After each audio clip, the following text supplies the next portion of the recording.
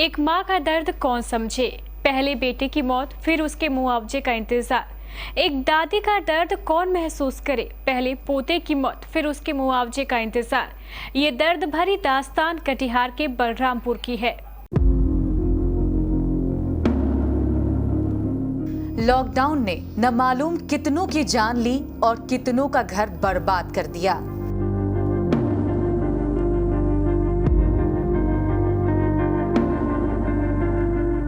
लेकिन सरकार ने कुछ एक को मुआवजा देने की घोषणा कर इस घाव पर मरहम लगाने की कोशिश अवश्य की।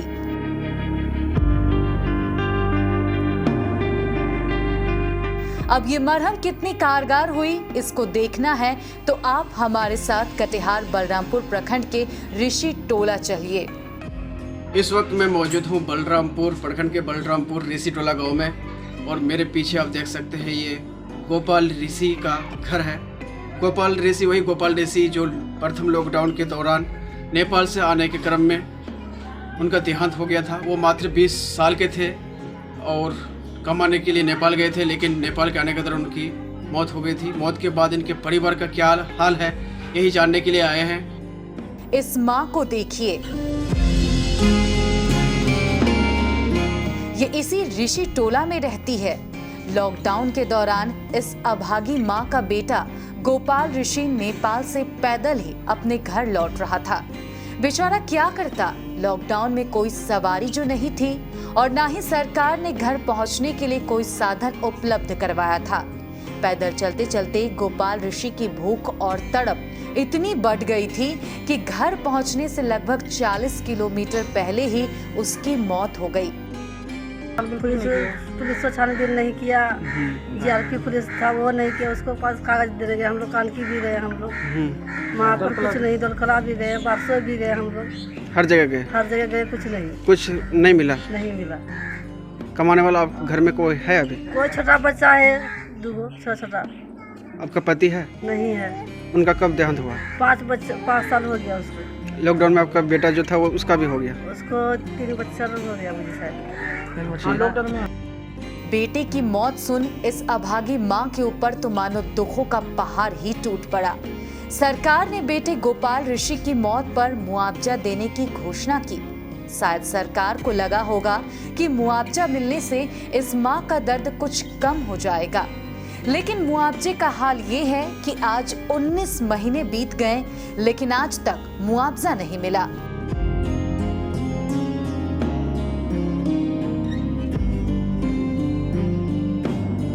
इस मुआवजे का इंतजार करते करते इस अभागी माँ की आंखें पथरा गई। तो मजदूरी करते हैं सर, हम खुद जाते हैं मजदूरी करने? आप खुद करते हैं मजदूरी? हाँ, हम करते हैं। नहीं करेंगे तो लोग कहाँ से खिलाएंगे? वृद्धा पेंशन नहीं मिला था। इस घर में रहती है इसी गोपाल ऋषि की अभागी और लाचार दादी। पोते की मौत ने इस बूढ़ी दादी की आंखों को आंसुओं का तालाब बना दिया। लाचार बूढ़ी की आंखों से भी आंसू रुकने का नाम ही नहीं ले रहे थे।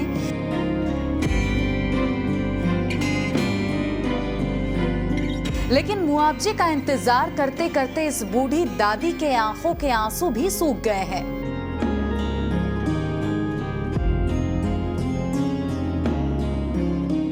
हालात इस परिवार के ऐसे हैं कि पूरा परिवार दाने दाने को मोहताज है, लेकिन मुआवजा है कि आने का नाम ही नहीं ले रहा है। हम लोग गए जहाँ से मतलब डेड बॉडी मिला है, वहाँ गए, वहाँ से आए, फिर बोला फिर आना कागज पत्र लेके पोस्टमार्टम करके गए। पोस्टमार्टम कहाँ पे हुआ था?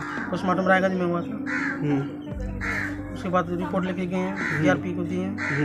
जीआरपी बोला देखो जैसे होता है करो, नहीं होता तो फिर आना मेरे पास।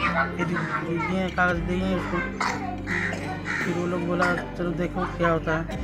लगभग हो गया 1-1.5 साल। 1.5 साल हो गया? हाँ। तो पहला लॉकडाउन में हुआ था? हाँ, पहले वाला लॉकडाउन में। अभी तक कुछ नहीं, ऐसे ही जन मजदूरी देके इधर उधर से। उसका मम्मी कमाती है क्या? हाँ, उसका मम्मी।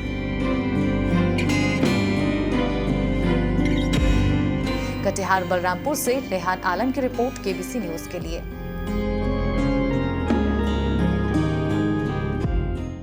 आपकी जरूरत का हर एक सामान, ब्रांडेड भी, ऑनलाइन से सस्ते भी। AC, LED TV, fridge, washing machine से लेकर सभी तरह के room heater, geyser, cooker, iron, पंखे, mixie, fancy gas stove, inverter, battery, microwave, OTG, emergency light और बल्ब, इलेक्ट्रिक केटल और घरेलू आटा मिल सहित जरूरत के सभी सामान, सभी तरह के ब्रांडेड मोबाइल और स्मार्ट घड़ियां, वो भी ऑनलाइन से कम दाम पर, हमेशा हर दम। सती सिक्योरिटी, नियर ऋषि भवन, बड़ा बाजार, कटिहार। Phone number 064522 42573।